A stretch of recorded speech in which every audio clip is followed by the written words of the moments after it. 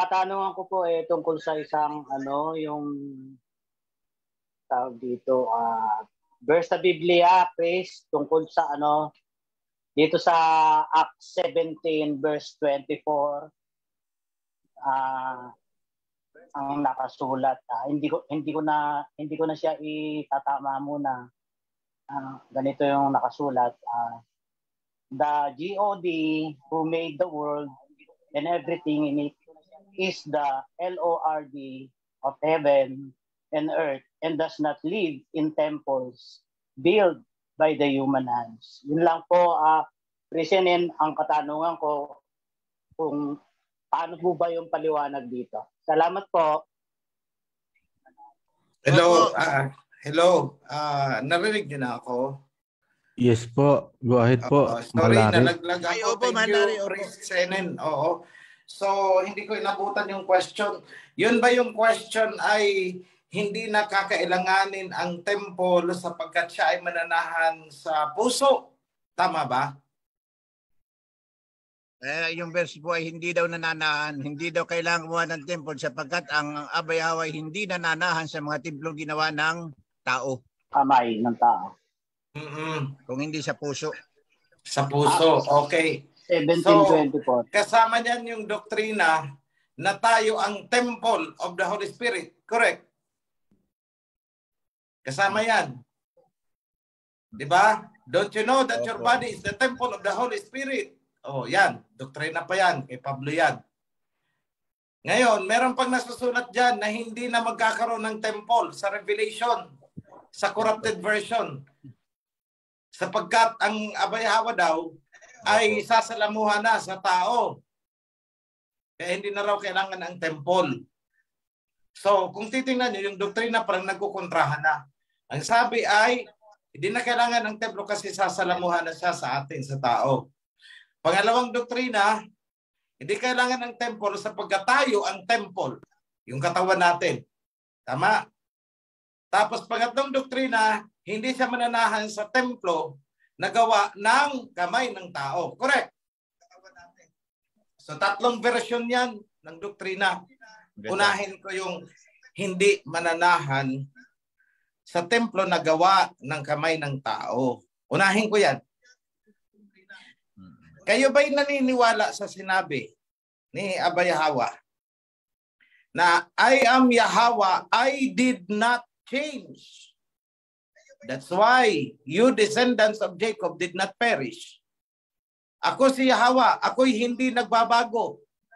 Kung kaya't kayong mga angkan ni Jacob ay hindi tuluyang nasira o nalipol. Naniniwala po ba kayo dyan? Sa Malakayan, nakasulat eh. Mga kapatid, naniniwala kayo dyan na si Yahweh ay hindi nagbago? Opo. Okay. So that is the premise. Yada. Ngayon, bumalik tayo sa panahon na nagpagawa siya ng temple. Panahon ni King Solomon. Igawa niyo ako ng temple. Doon ako manananahan sa piling niyo. Nung nasira ang unang temple, nagpagawa ulit ng pangalawa. Ang sabi nga ng Aba, is bakit nyo inuuna ang inyong mga sariling mga tirahan samantalang ako ay walang templo na tatahanan. Correct? Yada. Okay. So ibig sabihin, gusto ng Aba, meron siyang templo kung saan siya mananahan. Correct? Yan ang gusto niya. So ibig sabihin, tama po ba? Tama, yada po. At ipasok mo doon ang sabi niya, ako'y hindi nagbago. Ako si Yahweh, hindi ako nagbago. Ibig sabihin, kung ano ang desire ng puso niya noon, hindi nagbago. So gusto niya pa rin ng temple. Ganun yun kasimple. Ngayon, ipasok natin ang Malakay ulit. Chapter 3. Anong sabi niya? Sa muling pagbabalik ni King Yahawashi, saan siya tutuloy? Sa temple. Kaya nga pagdating sa pagdating sa Matthew, anong sabi? Huwag kayong maniniwala kapag may nagsabi na ako'y naroon sa isang silid. Huwag kayong maniniwala. Bakit? Kasi saan siya? Doon sa kanyang temple. Yun ang nasusulat sa Malakay. Pag pinag-combine mo, yung Malakay at saka yung sa Matthew, na huwag kayong maniniwala kung may magsabi sa inyo na ako'y naroon at naririto na sa isang silid, nasa chamber. Huwag kayong maniniwala. Bakit? Nasaan pala siya? Naandun kay Prophet Malakay ang sagot. Ako'y paroroon sa aking temple. So dapat pala may maihahanda na temple para sa kanya. At paano maihahanda? Nasa Malakay chapter 3 ulit. I will send my messenger to prepare for my coming. So ano ang ihahanda natin? Accommodation. So saan ulit siya? Tutuloy sa kanyang temple. Okay. So yan, ang pangbalga natin sa mga doktrina na hindi siya mananahan sa templo na gawa ng kamay ng tao. Bakit? Kung ganyan pala siya, sana hindi siya nagpagawa kay King Solomon noon ng temple. Kung saan siya tumahan. O di ba gawa ng tao yun? Bakit siya tumahan doon? Tapos ang sabi niya, hindi nagbabago. Hindi ako nagbago. Ganun pa rin. Ngayon, pag-usapan natin, yung sinasabi naman na ang templo daw ay ang ating katawan. Alam ba ninyo na ang Abayahawa ay ayaw na ayaw ng isang defiled na lugar? Would you believe in me? Ayaw niya ng defilement. Kaya nga, yung may mga menstruation, hindi pwedeng pumasok. Tayo yung mga priest lang na walang sugat, ang pwedeng pumasok. Hindi dapat pwedeng humawak ng mga karkas o namatay na hayop. Di po ba? O ngayon, kung siya ay mananahan sa ating katawan, anong meron sa ating katawan? Tae. O paano siyang papasok sa atin? Defiled yung katawan natin. Kahit anong gawin natin, internally defiled. May tae sa loob at any given point in time. Paumanhin sa mga kumakain dyan. Paano magiging tahanan ito? So this will not be the temple. Kasi defiled. So yan ang pangalawa. Ayaw niya ng defiled. More so, isang lugar na may tae. O bakit siya tatahan sa katawan natin? Hindi po ganun yun. Mananahan daw sa puso. Tanungin natin, yung mga tiyanos na nagsasabi ng ganyan, mananahan ba ang Abayahawa sa puso ng mga tiyanos na sumisipa sa kanyang covenant? Sige, mag-isip po kayo. Mananahan ba ang Abayahawa sa puso ng mga tao na ayaw sumunod? Bagkus sinisipa ang kanyang covenant at itinatakwil ang kanyang pangalan? Mag-isip kayo, mga kapatid. So, ibig sabihin, yung mga nilalaman na ganyan na pagkakasulat ay corrupted version. Yada.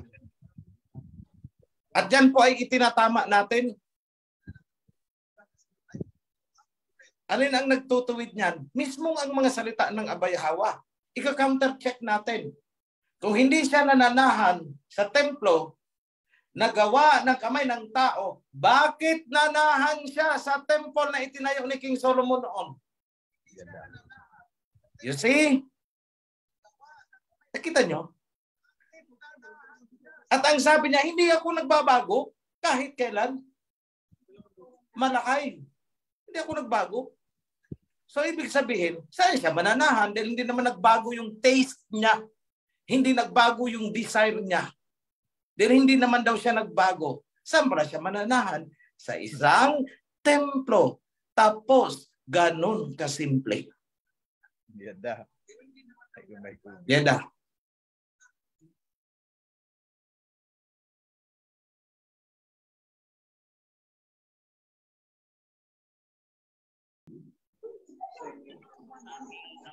Wala.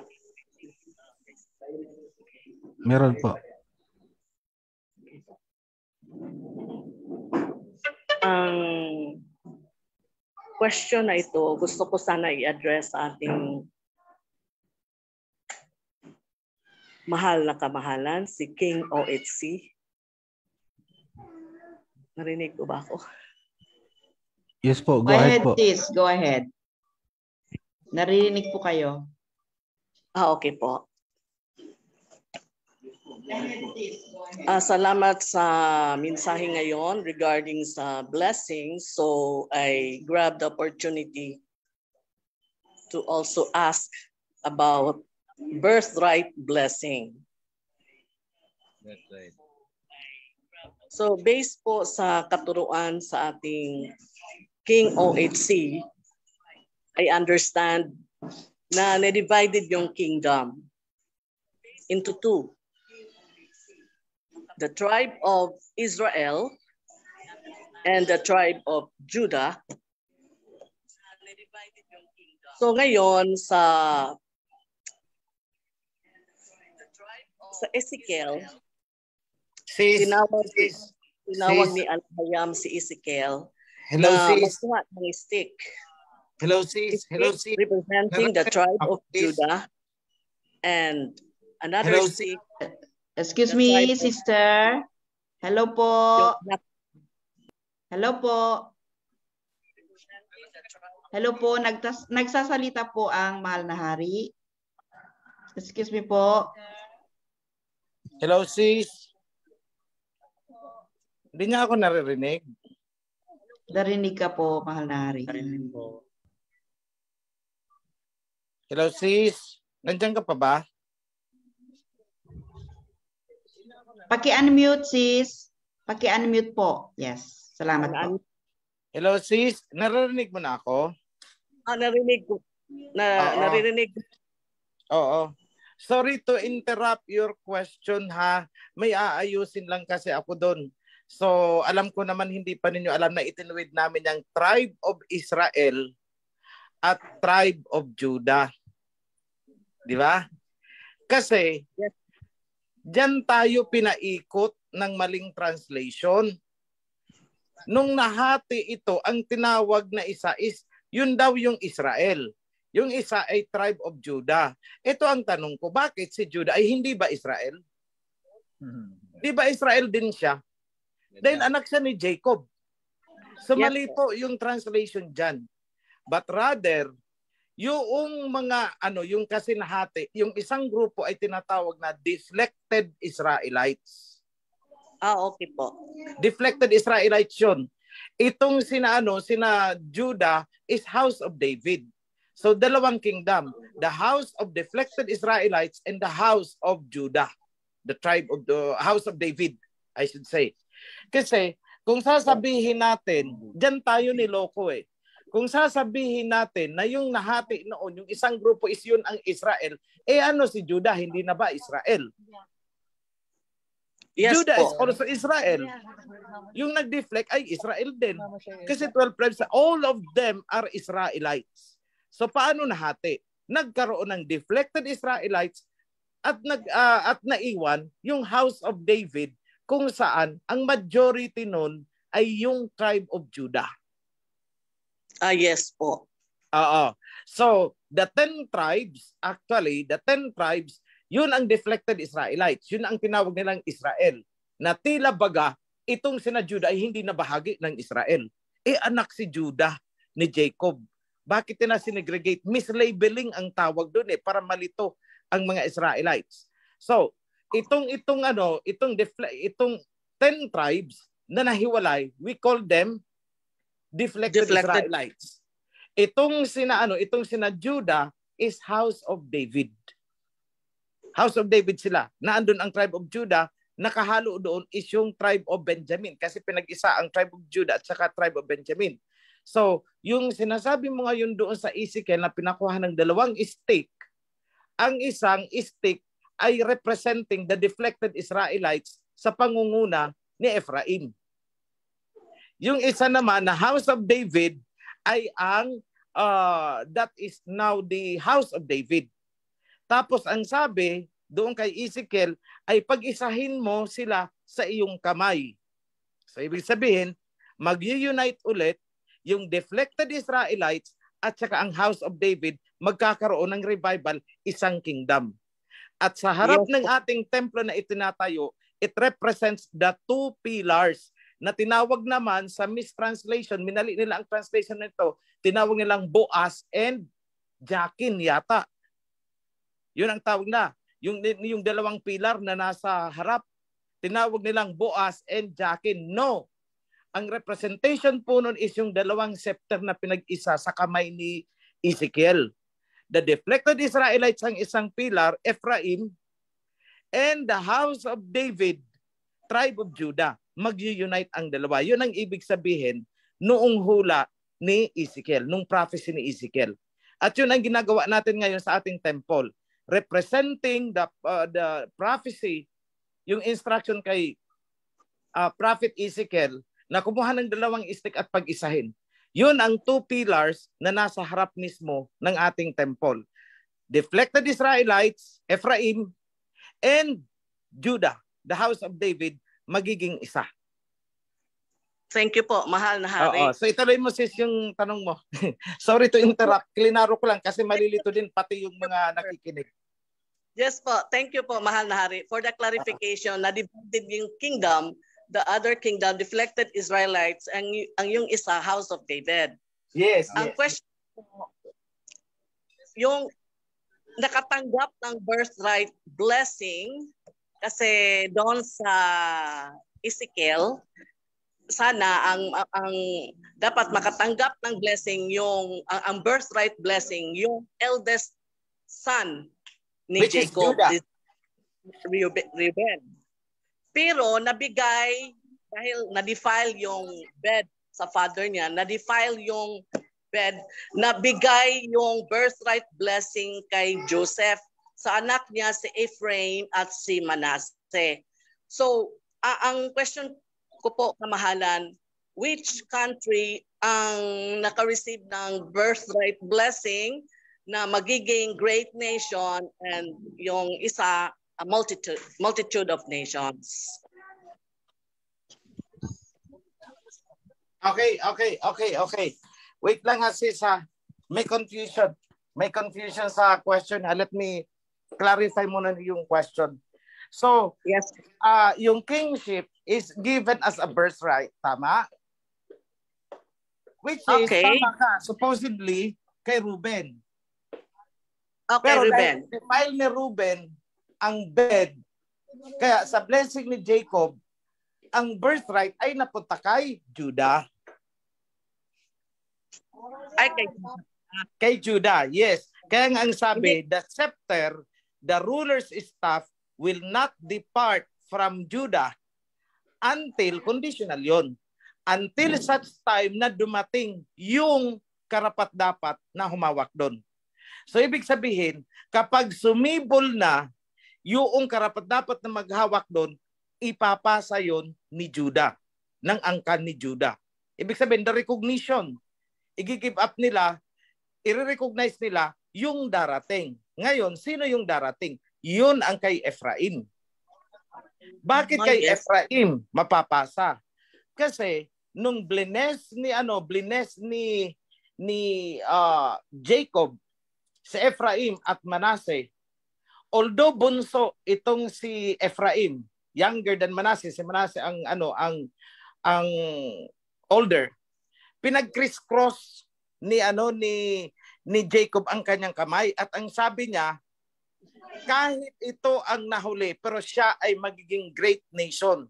So, ibig sabihin, yung birthright ay napunta kay Ephraim. Dahil siya ang pinatungan ng kanang kamay ni Jacob, which is supposedly para lang sa panganay. So, ngayon, sabi ni Jacob, I adopt them as my own, in my own name. Yun ang nag-supersede, tinabunan nun yung birthright ni Judah. So si Ephraim ngayon ang recognized as the firstborn. Sinabi din niya ni Abba Yahweh, isn't it that Ephraim is my firstborn? Mga priest, pakihanap lang po yan. Nakita natin yan somewhere. Kung hindi ako nagkakamali, nasa book of Isaiah yan. Na sinabi niya, isn't it that Ephraim is my firstborn? So ibig sabihin, ang recognized na by virtue of the blessing of Jacob is Ephraim. Yun therefore ang tinutukoy doon sa blessing kay Judah na hahawakan mo ang ruler's staff until such time that the right person comes. Saan manggagaling? Ephraim. Yes po. So that is why we could say na since dito sumibol sa atin ang rulership, dito sumibol ang revival of the kingdom, as in wala naman sa buong mundo, ibig sabihin, we are tribe of Ephraim. Thank you po, Kamahalan, for that satisfying answer, clarification. We are the tribe of Ephraim. Ngayon, si Ephraim at saka si Manase magkamukha. Tingnan nyo ang Manase na naandyan sa pagitan ng India at saka China. Hanggang ngayon, naghihintay sila kay Judah. Ang hindi nila alam, manggagaling kay Ephraim. Pero tingnan nyo mga itsura nila. Kahit ikaw sis, may kamukha ka sa kanila. Ganyan po ba? Yes. Thank you po, Kamahalan. Magkakapatid kasi. Yes. Exactly. Oo. So sumasayaw sila ng tinikling, sumasayaw din tayo ng tinikling. Pareho. But then, naandito sa atin sumibol yung sinasabi na the righteous branch. Kung hindi natin yan tatanggapin, okay, sige, assuming na hindi tayo, sino? Wala ka nang maituturo. Wala na. Buong mundo, wala ka nang maituturo. Kaya sa sino mang magsasabi sa na hindi kayo yan, sino? Wala din silang maituturo. Kaya ang lagi kong pang-ano sa kanila is, if hindi nyo kayang tanggapin ang sinasabi ko, then prove me wrong. Patunayan yung mali ako. Doon lang ako magko-concede. Because if you cannot prove me wrong, I will not concede to you. Yan ang sinasabi ko sa kanila. And that is how we should handle such intrigue na mga ganon. Prove me wrong. Sige, patunayan yung mali ang sinasabi ko. Hindi nila kaya yun. So I hope I have answered your question, sis. And also, I hope it brings clarification sa mga nakikinig. Thank you for that question. Thank you po, King OHC.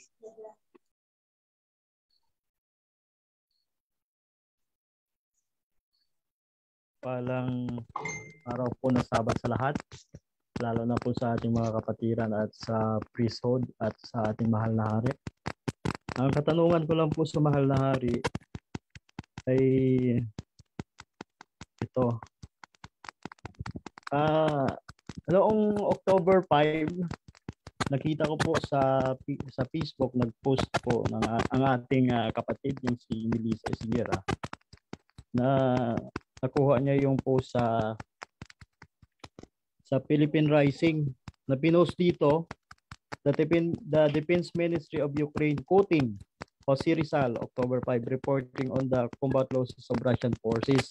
So ito yung quoting na sinabi ni Dr. Jose Rizal, I don't see why I should bow my head when I could hold it high or place it in the hands of my enemy when I can defeat them.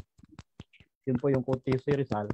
Nakuha naman ako doon sa sinabi kanina ni Haring OHC na yung pagputol ng pipeline at ni Biden papunta ng Europe, at yung naisip ko din yung pagbagsak ng Babylonia noong panahon na sinakop nila ang Jerusalem at yung nagpatayo ng rebulto itong si Haring Nabucodonosor na itong tatlong righteous na ating kalahi na si Misak, si Misak, Sadrach at Abednego ay hindi tumayo para sambahin yung rebulto ni Nabucodonosor at sila ay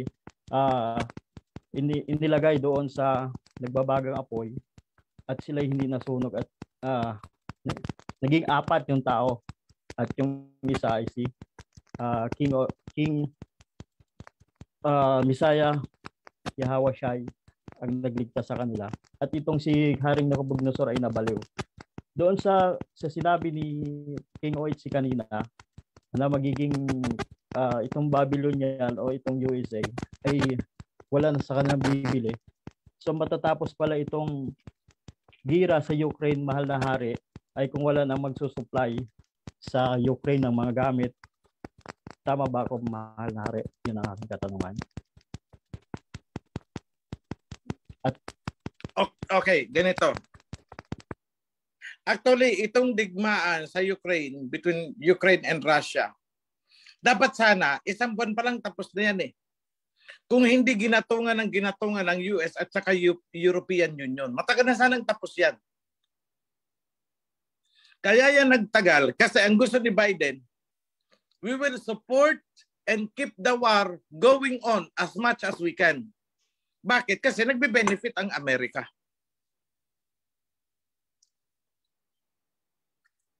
Yun ang ano. And because of arrogance, napaka-arrogant ni Biden. Sobrang arrogant. He is the typical reflection of King Nebuchadnezzar. Kung anong nakikita niyong personality niya ni Biden, yun ang personality ni Nebuchadnezzar. At ang personality ni Nebuchadnezzar is yun ang personality ni Lucifer. The first king of Babylon is Lucifer.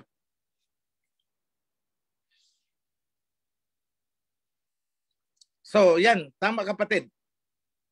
Matatapos ang war, titigil ang war, o at least sabi natin hindi natapos, kundi naglaylo.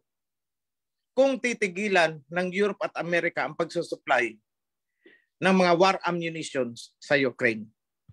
Okay, I hope I have answered the question.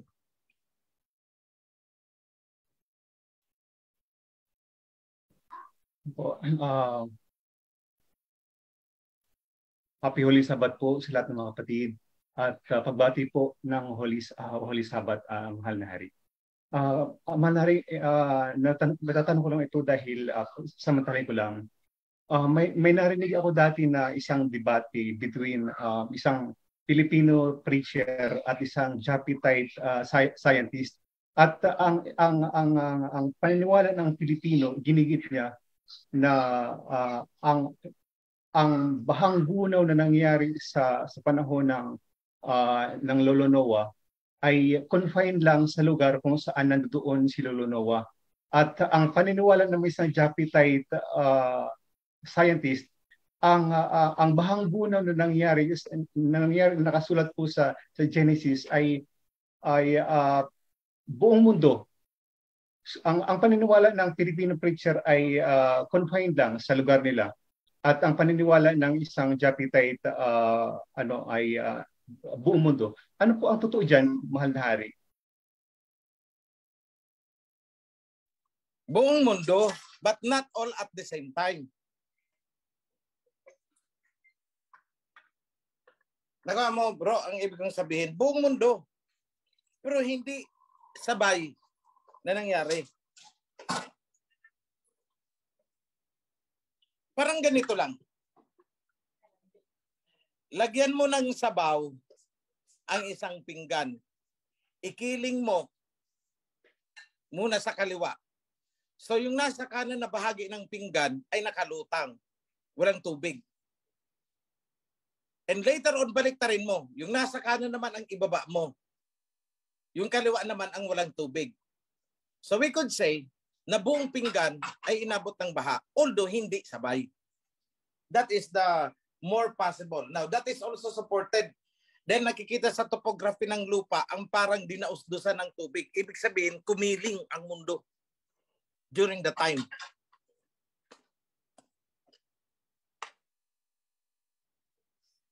So yan po ang sagot ko, kapatid. Sinakop buong mundo, pero half at a time. So kung 6 months ang baha, 3 months nakakiling sa kaliwa, 3 months sa kabila. So parehong tinabunan ng tubig. Yan po yun. At makikita ang traces sa topography ng landmass ng mundo na nangyari yun.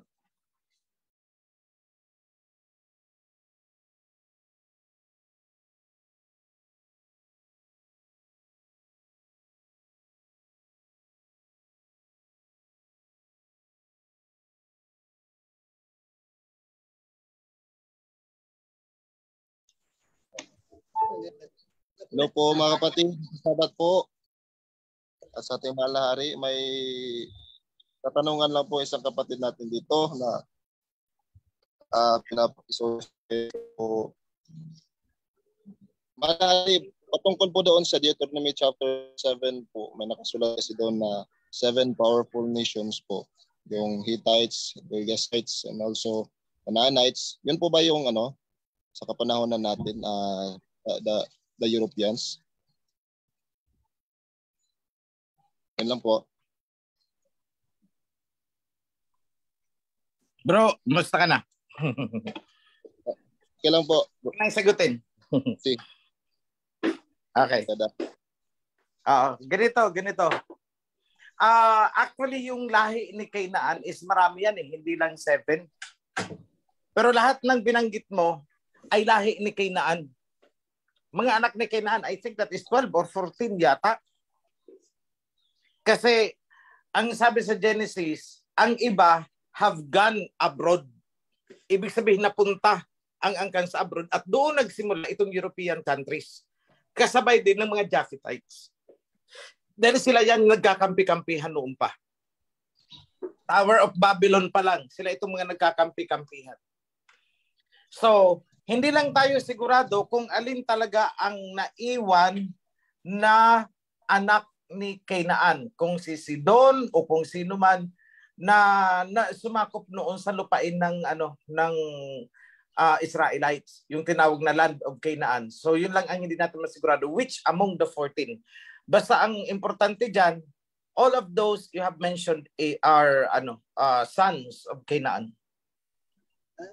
Okay po. Ganda po. And they have gone abroad, kasama yung mga Arvadites, yung mga ganun. So balikan nyo ang World Territory Series, doon ko yata yan na-explain. Opo. Maraming salamat po, mahal hari.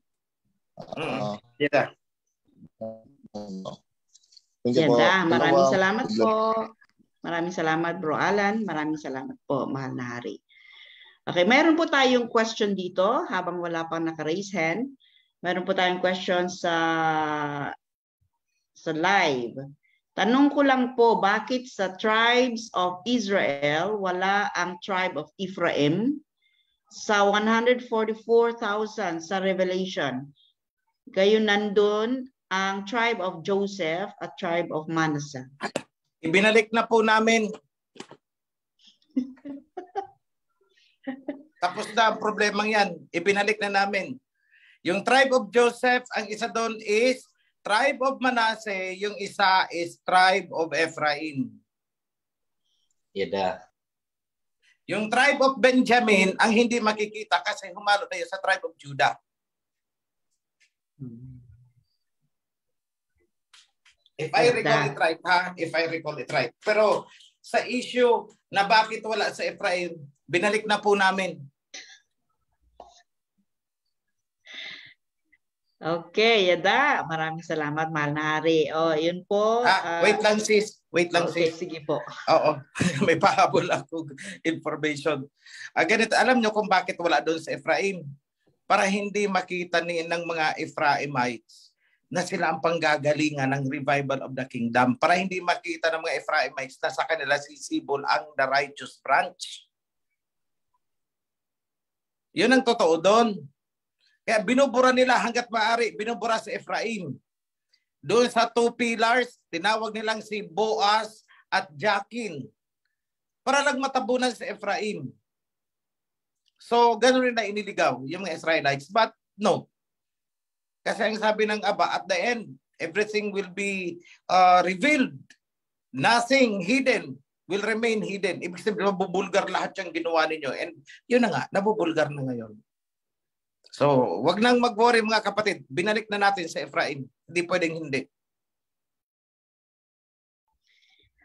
Yan, maraming salamat, mahal na hari. O, yan po, Bro Eleazar. Naibalik na po si Ephraim. Wala na pong problema. Yan da. Okay. Punta po tayo kay Sis Jacqueline, Malaysia. Open your cam, please.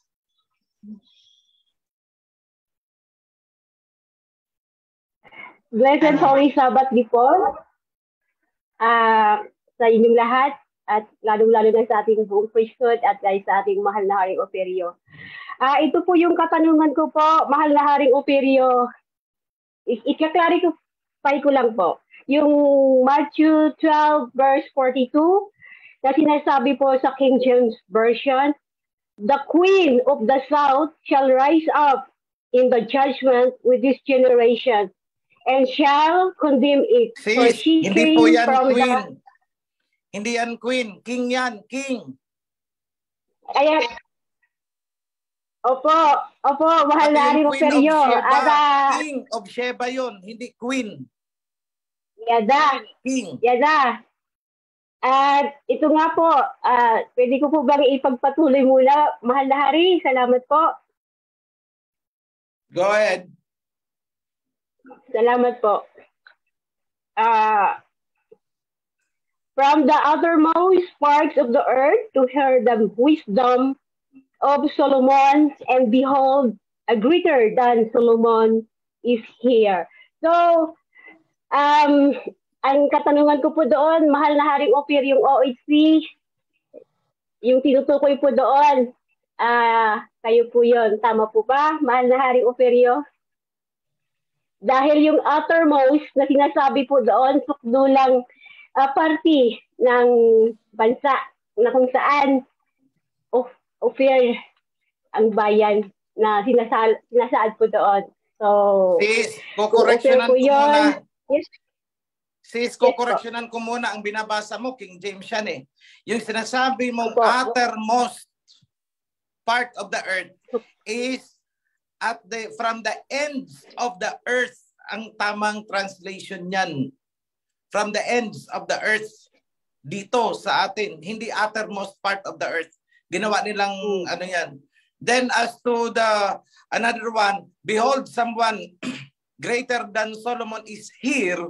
Hindi po tinutukoy ng Misaya ang sarili niya, kundi yung tinutukoy niya is yung sinasabi niyang susuguin kong messenger pag nakaalis na ako.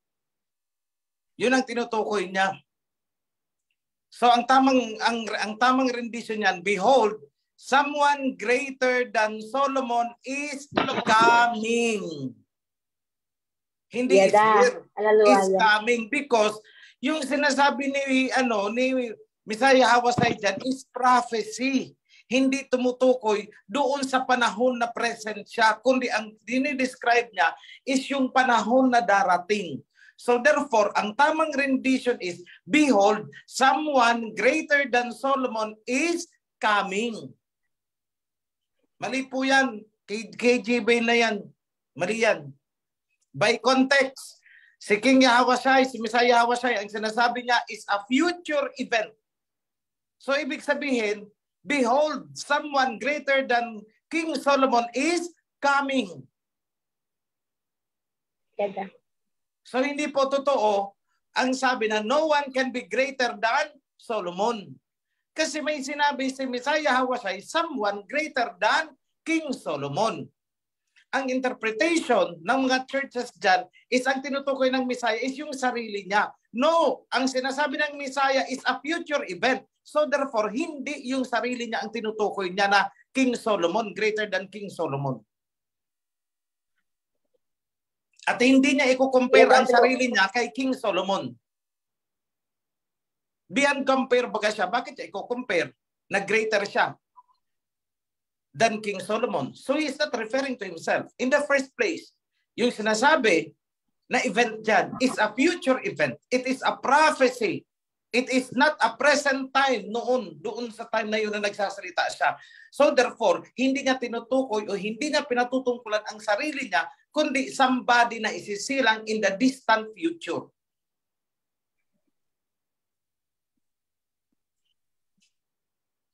Yan na po. Mahal na Haring Opirio. The next question, sabi mo, kung ako ba, ewan ko, hindi ko alam. That remains to be seen. Kayo makakakita, hindi ako. I don't claim anything. Yan na po. Salamat po, mga kapatid kong moderators. Be blessed. Shalom po sa inyong lahat. Hello po, naririnig na po ako. Yes. Go ahead po. Happy Sabat po, mahal na hari. Happy Sabat mga kapatid kong operian sa buong mundo. Ang katanungan ko po, mahal na hari, siya po, meron po kasing gumugulo sa isip ko buhat nung nagkaroon po yung meeting, yung economical religion po doon sa Dubai. Buhat po nung napanood ko yun, meron pong pumasok sa isipan ko na di po ba dadaluhan ng iba't ibang bansa ang pag-aalay po ng Red Heifer sa Jerusalem po na gaganapin. Ang katanungan ko po, hindi po ba kaya aatin po ang dalawang saksi at doon din po sila mapapatay? Parang ganun po yung sa isipan ko nung napangkinggan ko po yung narinig ko po yung ng economical religion po, yung pagkakaisa ng one religion. Yun lamang po, mahal na hari. Okay. I don't think na doon mangyayari because in the first place, Putin will not go there. China will not go there. Hindi nakiisa ang dalawa sa world religion nila. The Orthodox Church says no to them.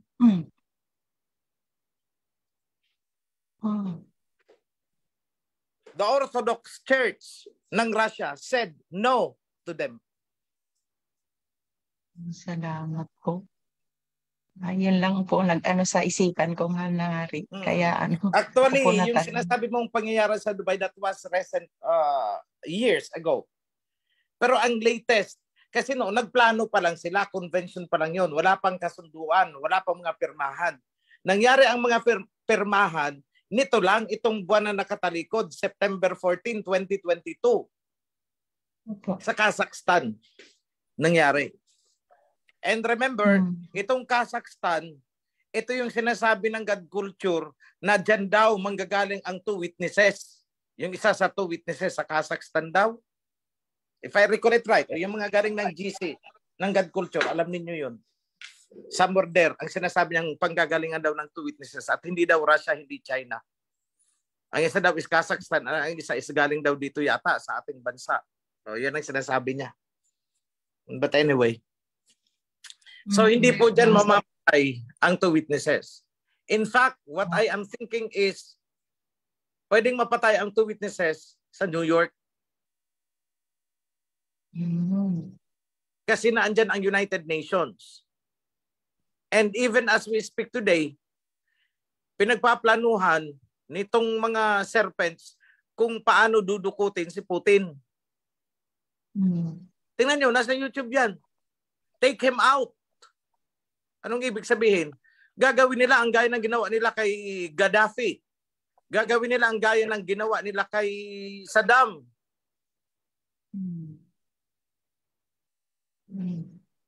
Oh, take him out. So yan po ang so most likely, kasi ang sabi is, papatayin ang 2 witnesses sa Sodom in Egypt. So I explained that, bakit tinawag na Sodom? Because New York is a sin city. Grabe ang dyan, sexual immorality. So it is comparable to Sodom. Ngayon, bakit tinawag na Egypt? Because ang foundation ng New York is itinayo sa likod ng mga slavery. Remember the transatlantic slave trade? Yung dinukot nila sa Africa, dinala dyan ang iba sa New York. At yun ang nagtayo ng unang infrastructure, mga kalsada, mga ancient building, even the Capitol building yata ng city ng New York, and even the railroads, mga ancient mga early structures niyan, mga kalsada niyan. Yang Manhattan Road diyan. Oh, those were built at the back of the slaves. At saka itong mga slaves na to, pinagmamalupitan nila. Kaya nga, meron diyang museum sa New York kung saan nakalagay sa ilalim nun ang mga nakalibing na susun-susun ng mga slaves. So walang pinagkaiba sa slavery na nangyari sa Israelites noon sa ancient Egypt.